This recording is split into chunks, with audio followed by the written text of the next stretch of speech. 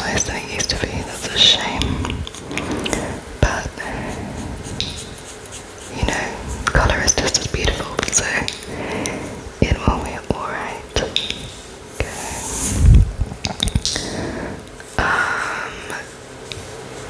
Yeah.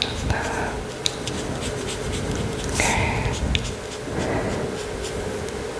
Maybe I'll mix it up with some pinks in a moment. These are two separate shapes, even though they look like the same one. Where shall I go next? Maybe here. It's like a G-like shape. Yeah.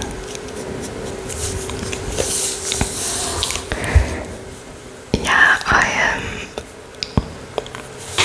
just thought this would help me get into the Easter spirit.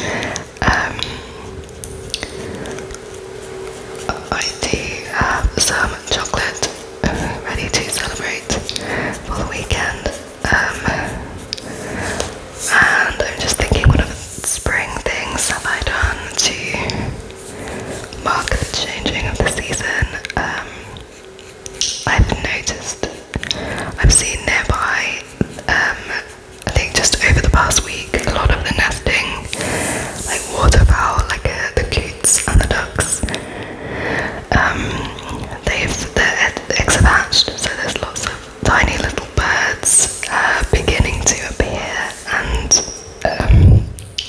I absolutely love that time of year because they're so chaotic,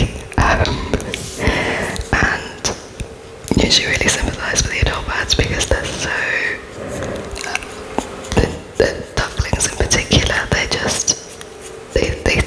sort of, they just flit around as if they're completely unmoored by gravity. They're just skidding across the water. They're like staring, like they see one of their siblings and they're just like straight over to them. They are responsive if one of the adult birds squawks at them, which is fun to see, but it's like, when I was watching them the other day, I was like thinking it's kind of like if human toddlers were just born like on a tricycle that they had complete control of before they had control of making decisions about what they're doing, where they're going. It's absolutely fascinating. I mean, yeah, that feels like a lot of responsibility, but they all seem to be doing fine. Like every year I see the ducklings and I'm like, whoa, they are a handful, but they all grow up and you see them getting bigger and they flourish, so